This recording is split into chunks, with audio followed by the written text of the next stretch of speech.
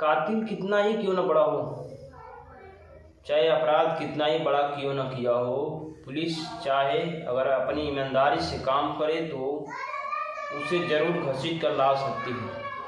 Police और सरकार अपना कानून के तहत काम करना चालू कर दे तो अपराधी कितना ही बड़ा क्यों ना हो उसे पुलिस जरूर गिरफ्तार कर सकती है।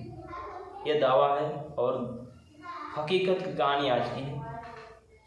नमस्कार, प्रणाम, मैं जेबी शर्मा आप सभी का स्वागत करता हूँ। आज की जो सच्ची घटना है बिल्कुल कुछ कहानी से ही अलग है। 20 साल पहले बीवी का कत्ल करता है, 15 साल बाद पकड़ा गया। 20 साल पहले की बीवी का कत्ल है, 15 साल बीवी को पकड़ा गया। पुलिस ने पूछताछ किया तो कैसे पुलिस आरोपी पूछा कि कैसे मैं पकड़ा गया। आज की कहानी अहमदाबाद के चर्चित सजनी मर्डर केस की है, जिसमें पुलिस ने 15 साल बाद लैंडिंग नंबर के जरिए कातिल को खुलासा किया। आज कहानी अहमदाबाद के चर्चित सजनी मर्डर केस की है, जिसमें पुलिस ने 15 साल बाद लैंडिंग नंबर के जरिए कातिल को पकड़ा और खुलासा किया। उन दोनों की नई शादी हुई थी। वह बहुत खूबसूरत जोड़ी थी। उनकी जोड़ी देखकर हर कोई हंसता था, लेकिन कोई नहीं जानता था कि ये सिर्फ 3 महीने तक ही जोड़ी रहेगी। 3 महीने की कहानी हनीमून पीरियड्स अभी खत्म नहीं हुआ था कि लड़की की हत्या कर दी गई। सामने पत्नी की लाश पड़ी थी। पति का रो रो कर बुरा हाल हुआ था। पति की हालत इतना बिगड़ गई, खराब हो गई, तबीयत बिगड़ गई। सदमे के कारण उसे अस्पताल जाना पड़ा, लेकिन वह अस्पताल जाने के बाद वो कभी वापस नहीं आया। ये कहानी 21 साल पुरानी है। साल 2003 में केरल की रहने वाली सजनी नायर की शादी तरुण जिंदाल से हुई। शादी को अभी 3 महीने बीते थे कि पत्नी की हत्या कर दी गई। यह मामला काफ़ी चर्चा में आया क्योंकि पति ने पहले ही पत्नी को मौत का गम का होने का नाटक किया और फिर पुलिस की आंखों में धूल झोंक कर भाग गया। हॉस्पिटल से वो धूल झोंक कर भाग जाता है, नाटक करता है, मौत का गम का नाटक करता है। सजनी की मौत पर तरुण ने खूब घड़ियाले आंसू बहाए, लेकिन झूठ मूठों का आंसू बहाता है। और उसने एक जॉन्टरी अटैक को नाटक किया, लेकिन उसने बचने का एक तरीका अपनाया था। सजनी का मौत के अगले ही दिन तरुण फरार हो गया था। पत्नी का हत्या 15 साल बाद कैसे हुआ खुलासा? यह साफ हो गया कि हत्या तरुण ने की है। गला दबाकर ली गई थी सजनी की जान, लेकिन कातिल कैसे पकड़ा गया? पुलिस कई दिनों तक सजनी के पति की तलाश करती रही, लेकिन उसका कोई अता पता नहीं चला। वह गायब हो गया था। धीरे धीरे उसकी तलाश जो कि तरुण की बंद हो गई थी। उधर तरुण ने अपनी नई जिंदगी की शुरुआत कर ली थी। पुलिस ने हर जगह दूसरे राज्यों में भी तलाश की, लेकिन उसका कोई पता सुराग नहीं लगता है। तरुण से तलाश बंद कर दी, लेकिन सजनी हत्याकांड अभी तक बंद नहीं हुआ था। कोर्ट में वो मामला चल रहा था। अब सजनी का परिवार मामले में सिलसिले तत्कालीन सीएम नरेंद्र मोदी जी से मिलते हैं। परिवार वाले 2006 में गुजरात के तत्कालीन प्रधान सीएम नरेंद्र मोदी थे। नरेंद्र मोदी से परिवार वाले उनसे मिलते हैं। जांच के लिए मोदी जी ने आवश्यक आदेश देते हैं। पुलिस विभाग को जांच के लिए संदेश भेजा गया। तरुण पे 1 लाख रुपये पकड़ने के लिए इनाम घोषित कर दिया गया।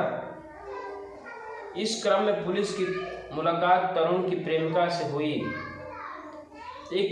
तरुण ने एक प्रेमिका को बना रखा था और प्रेमिका से पुलिस की अचानक मुलाकात हो जाती है। तरुण ने फोन पर शादी के लिए कहा था। 16 फरवरी को शादी के लिए कहा था, लेकिन मैंने हत्यारे से शादी करने के लिए इनकार कर दिया। तरुण ने उस प्रेमिका के शादी करने के लिए कहा था, लेकिन प्रेमिका ने उस हत्यारे के बारे में सब जानकारियां जान चुकी। तो शादी से इनकार कर देती है। तरुण जिंदाल ने बेंगलुरु में दूसरी शादी और 2 बच्चों की पत्नी की हत्या के बावजूद वो पूरी ऐशो आराम की जिंदगी जी रहा था। वो अपने पत्नी और बच्चों के साथ विदेश भी गया था। अपनी पत्नी और बच्चों के साथ विदेश में ऐशो आराम की जिंदगी बिताने गया था, देखने गया था, हनीमून पे मनाने गया था। पत्नी बच्चों के साथ विदेश गया था। अपना नाम भी बदल दिया था।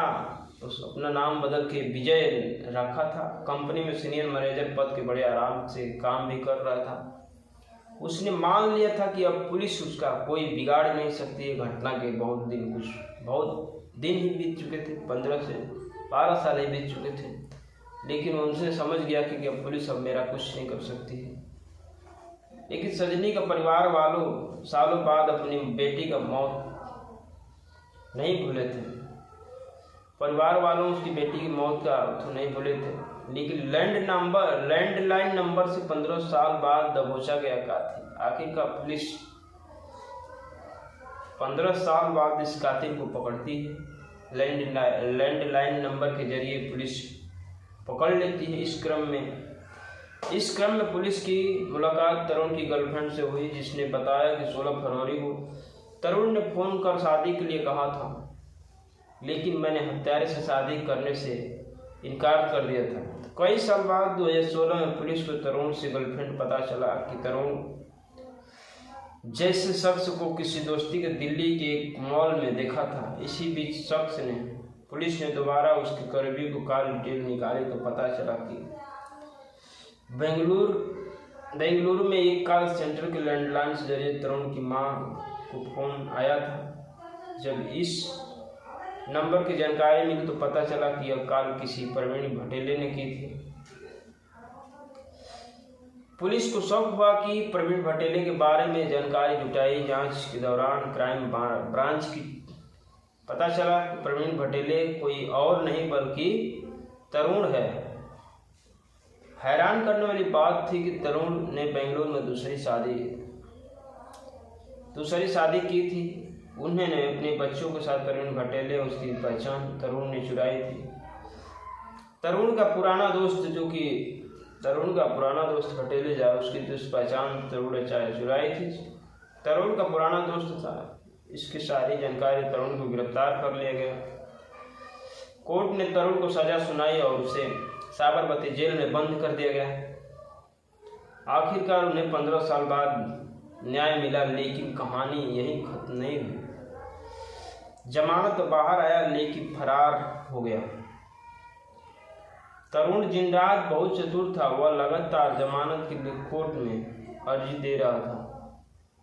वह तरह तरह के बहाने बनाकर कोर्ट में जमानत के लिए अर्जी लगाता रहा। आखिरकार इसी 2023 में अगस्त में जिंदाल राज ने जमानत पाने की सफल रहा। वह 4 अगस्त को जमानत पर जेल से बाहर आया, लेकिन वापस जेल नहीं गया। यह शातिर अपराधी एक बार फिर से फरार हो गया था। लगा कि इस बार पुलिस को चकमा दे दिया। वह 2 महीने तक पुलिस से बचता रहा, लेकिन कुछ ही दिन बाद अहमदाबाद क्राइम ब्रांच को तरुण और जिंदाल की दिल्ली में होने की खबर मिली और उसे गिरफ्तार कर लिया गया। एक बार फिर मां की पुकार मुझे जेल ले गई। इस बार तरुण को अपनी मां की कई कॉल की वजह से गिरफ्तार कर लिया गया। दरअसल सजनी की हत्या के बाद किसी भी बुजुर्ग व्यक्ति के संपर्क में नहीं था। उसने अपनी एक अलग दुनिया बना ली थी, लेकिन वह हमेशा अपनी मां से बात करता रहता था। इस बार ऐसा हुआ कि करीब 23 तारीख को अपनी मां से बेंगलुरु से मिलने गया, लेकिन पुलिस इस जानकारी से मिल गई। बातों को जानकारी मिलती है, पुलिस दिल्ली पहुंच जाती है। दिल्ली पहुंचने के बाद उसे गिरफ्तार कर लेती है। क्राइम ब्रांच का कहना है कि पूछताछ के जरिए वह फिर से भागने की धमकी दे रहा था। पुलिस का कहना है कि पेशावर अपराधी की तरह व्यवहार कर रहा था। इस बार तरुण ने पुलिस को बचने की साजिश रखी थी, लेकिन उसकी कोशिश नाकाम रही। तरुण जिनराज से जस्टिस में तब्दील हो गया था, लेकिन उसने अपने दाहिनी बांह पर ड्रैगन का टैटू बनवाया था और हेयर ट्रांसप्लांट कराया था, जो कि अपने बालों को चेंज करा दिया था हेयर ट्रांसप्लांट करा के। पुलिस का दावा है कि जिंदा राज नजफगढ़ में 2 महिलाओं से संपर्क में था। पर क्या थी हत्या की वजह? तरुण ने नवंबर 2003 में अहमदाबाद के एक बैंक में काम करने वाली सजनी नायर से शादी की, लेकिन शादी के बाद वो किसी और लड़की के साथ रिश्ते में था। वैलेंटाइन डे के मौत के पर पत्नी की हत्या करने की उसने सजनी से संबंध बनाए थे और फिर उसकी हत्या कर दी गई। तरुण का पहले से ही एक लड़की से अफेयर चल रहा था। तरुण ने हत्या के बाद गर्लफ्रेंड को शादी का ऑफर